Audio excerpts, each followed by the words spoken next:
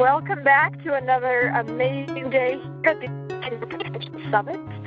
I'm here with another incredible guest, Bobbie G, who is here to talk about channeling your way. In 1989, Bobbie G was introduced to Gregory through readings by her friend and gifted channel, Terry Cummings.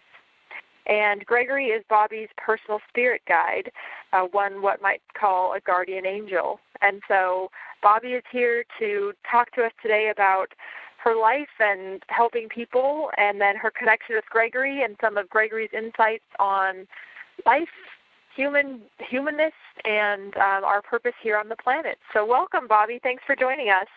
Thank you, Kym. It's a delight to be here. I love doing this. Well, let's start out with a very broad question. I know that the term channeling has lots of different connotations and definitions. So can you start by giving us the definition of channeling in your own words, or what it means to you? What it means to me, and what I've come to learn over the time I've been doing this, is it's quite simply connection with spirit. People have put a whole bunch of Hollywood around it sometimes, and they have this idea that only Esther Hicks or Bobbie G or, who are some of the other greats, Edgar Cayce, have the capacity to channel. But in reality, any time you're connecting to spirit, you're opening the energy of wisdom between you and spirit.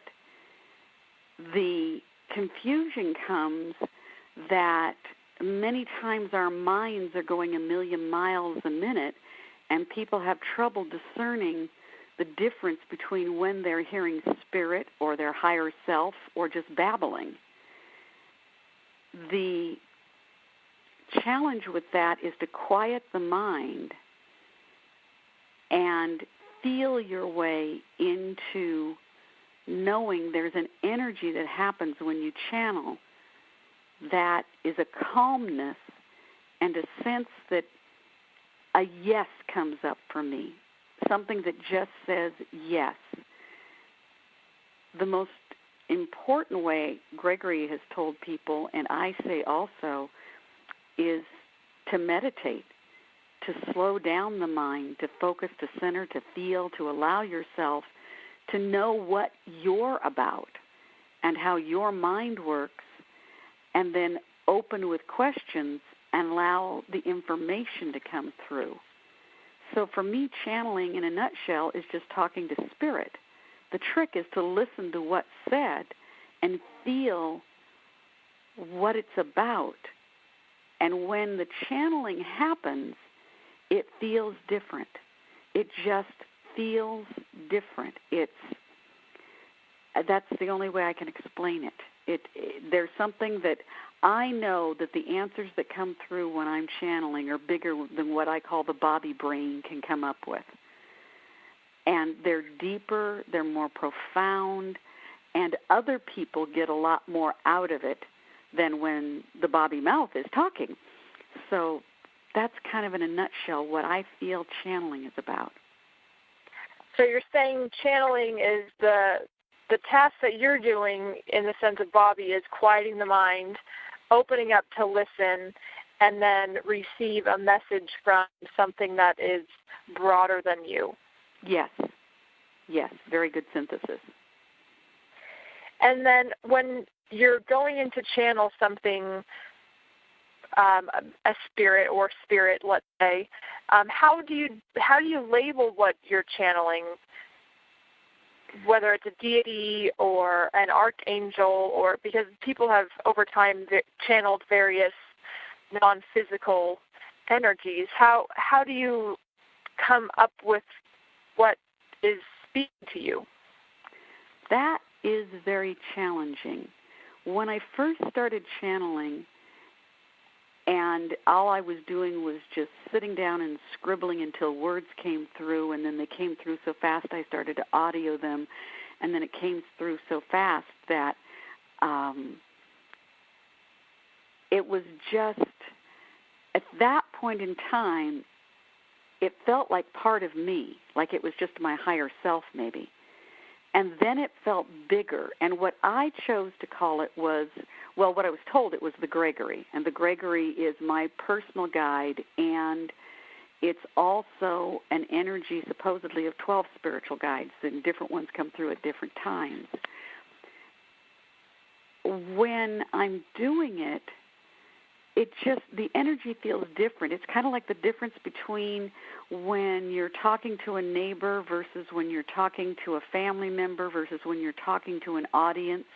There's a different feel with different communications. Now, Gregory gives me a heads up sometimes, and sometimes I just know, so I'm assuming because I just know it's coming through the Gregory energy. When it's Gregory coming through, it feels very comfortable, and it's very easy to reach. Sometimes another energy called Thor will come through, which is much more powerful, and the name comes up when it comes through. Sometimes when I'm reading for individuals and they're talking about somebody who's crossed over, I will be able to read the energy of a loved one, and those are actually easier to read than spirit guides. When it gets into all the stuff about archangels and, the different layers of stuff that people talk about, I can't really speak to that because for me, what I know is the Gregory, my personal guide, the continuum, which has different levels of energy and power of information that comes through. It just feels deeper and stronger, and my voice changes a little sometimes when they come through. And then the energy of people who've crossed over. And that's the easiest, like I say, because they've just crossed over. Their energy is very similar to ours. And the archangels and the rest of it, I don't know from. I perhaps I have channeled them, but my Bobbie brain doesn't remember. Does that make sense? That makes sense. I think of us as energetic beings, and when we're talking about channeling, we're just connecting to a different energetic frequency, like I'm going to pick up my cell phone, dial a number, and you would answer on your end, except when we're aligning our frequency, it's tuning into something that's not here physically on the planet, that you could tangibly hold and touch and talk to with the senses we're used to using. So essentially it's all just energy connection. Correct. Now, based on that, can you give your take on what energy is? I mean, we're going to backtrack with what energy is, and then we'll go back out to the ethers. Wow.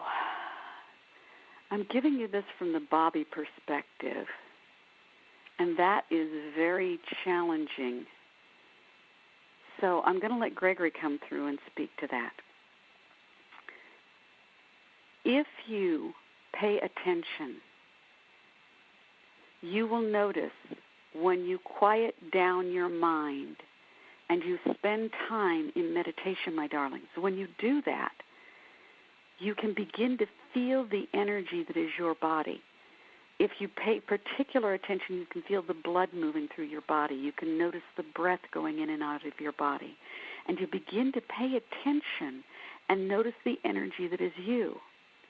This is why we ask our physical friends to spend time doing meditation or paying attention in what other way. It doesn't have to be a sitting still meditation. It can be a walking meditation, a sitting in water meditation, just something where you are beginning to be aware of the isness of you. Now, from that place, when you begin to commune with our energy, it feels different.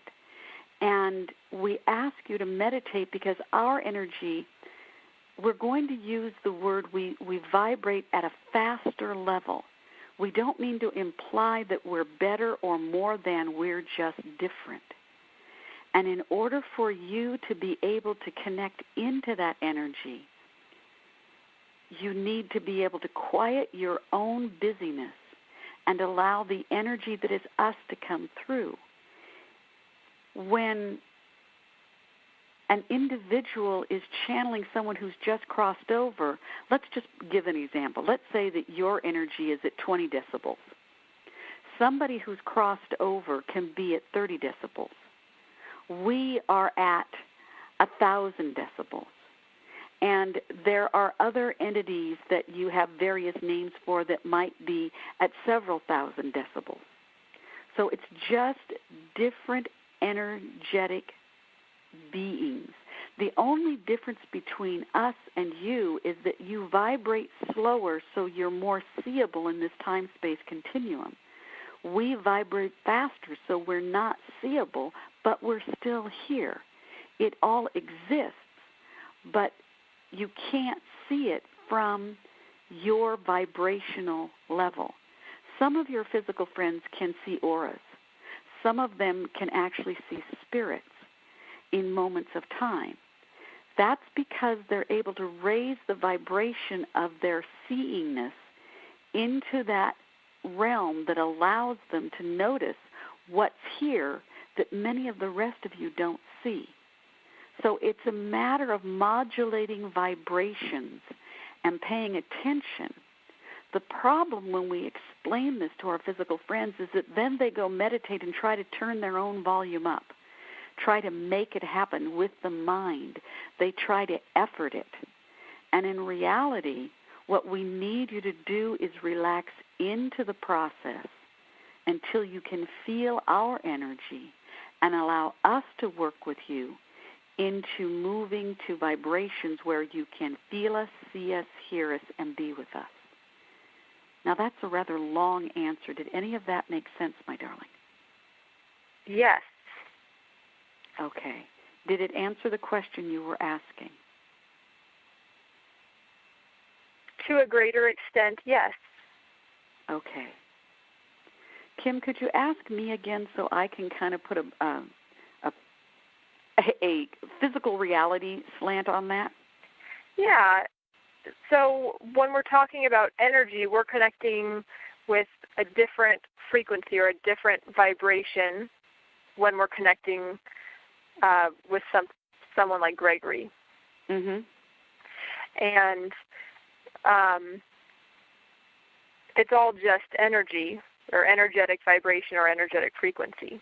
It's just like, I guess the analogy that came to mind when I was hearing this was I talk differently to a child than I would a grandparent, than I would a friend on the street. But that's tuning into the awareness of where the other person's at based on their understanding, their life experience, etc. And so it sounded like Gregory was saying, by tuning into ourselves, our own energy, our own beingness in the present moment, then we're open up to hear messages or have communication with a different sort of relationship. It's just a different way of hearing a message. Yes. And for me, when I'm doing this work, or when I'm getting me out of the way, and that I'm feeling a shift in energy, mostly because I'm a very verbal person, I hear it in the way the words come through and the thoughts come through and the ideas come through. And the way I know that I'm in touch with the energy, for one thing, I can be exhausted and sick, and Gregory will come through. And in those moments, I've done shows on my radio show where I've gone, I don't know if I can do this. And then if I stay focused and the energy comes through and Gregory takes over, for that hour I'm on the show, I'm not sick. I'm well. And then after the show's over, I go, oh, good, I can relax. And it's like I relax back into ill health. That's my human mind being I'm sick. So there is a change in the energy, the physical energy that happens when you're in touch with spirit. I can be exhausted, do a Gregory, and be invigorated.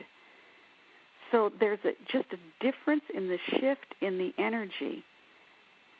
It's really hard to explain because it's such a feeling thing, and words don't work. When you're talking to a child versus a adult versus an older person, you're modulating your message based on who you're talking to, which is what I imagine they have to do with us in order to reach us.